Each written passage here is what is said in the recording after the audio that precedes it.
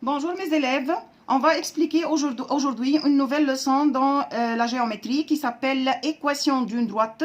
Avant de commencer cette leçon, on va faire un petit rappel sur les deux formules qu'on a déjà expliquées pour trouver la pente. Pour trouver la pente, on a déjà expliqué que pour trouver la pente, on va chercher la différence entre les deux y divisé par la différence entre les deux x.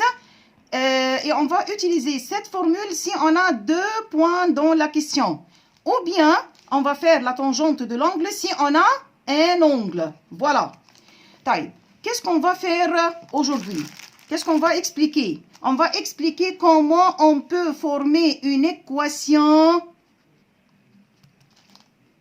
d'une droite. Pour former l'équation de la droite, on doit suivre la formule générale de l'équation.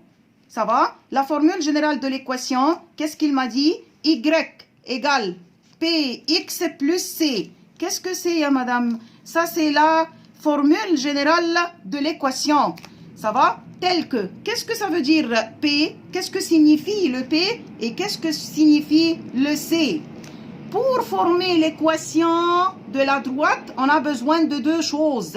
La pente P, c'est-à-dire la pente, et j'ai besoin aussi de quoi encore? Le C. Qu'est-ce que signifie la lettre C? Signifie la partie coupée. La partie coupée. La partie coupée, madame, qu'est-ce que ça veut dire la partie coupée? La partie coupée de la droite, par exemple, ça c'est un repère cartésien, et ça c'est la droite. Le point d'intersection entre la droite et l'axe des ordonnées. L'axe des ordonnées, il y a troisième préparatoire, pas l'axe des abscisses. Ça va? Je répète une autre fois. Pour former l'équation d'une droite, j'ai besoin de deux choses. La pente et la partie coupée. Si on a la pente et la partie coupée, alors on peut tout simplement former l'équation. Ça va? Par exemple, regardez l'exemple.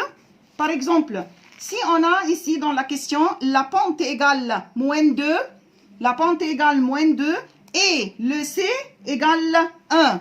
Est-ce qu'on peut former l'équation? Oui, bien sûr. N'oubliez pas, premièrement, vous devez écrire la formule générale de l'équation Y égale Px plus C. Ça va?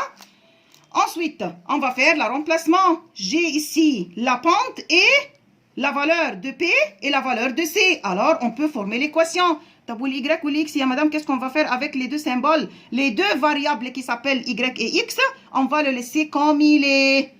Ça va? On va enlever tout simplement le P et on va écrire moins 2.